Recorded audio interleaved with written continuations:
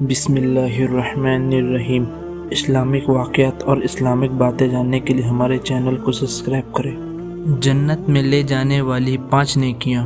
ایک حدیث میں ہے کہ 5 نیکیاں ایسی ہیں جن کو اگر انسان ایک دن میں کر لے تو اللہ تعالیٰ اس کا نام جنتیوں میں لکھ دیتے ہیں، یعنی وہ جنتی بن جائے گا۔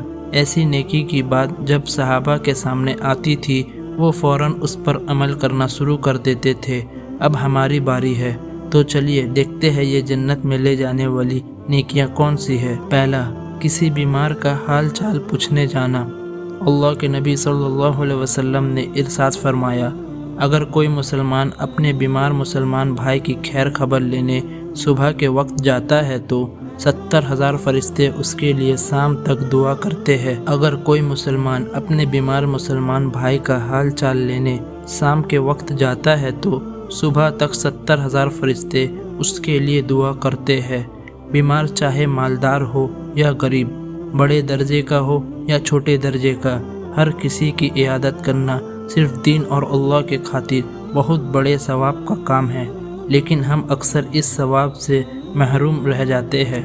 دوسرا، مسلمان بھائی کے جنازے میں شریک ہونا۔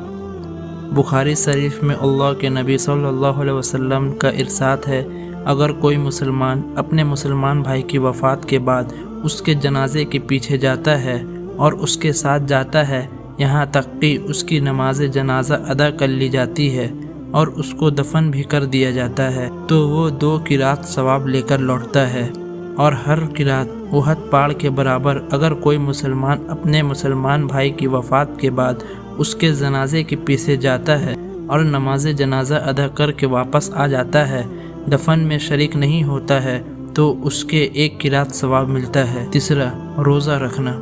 روزہ تو اتنی اہم چیز ہے کہ اللہ نے اس کے لیے 1 مہینہ تک خاص کر دیا کہ اس مہینے میں تمام مسلمانوں پر روزہ فرض اور ضروری ہے۔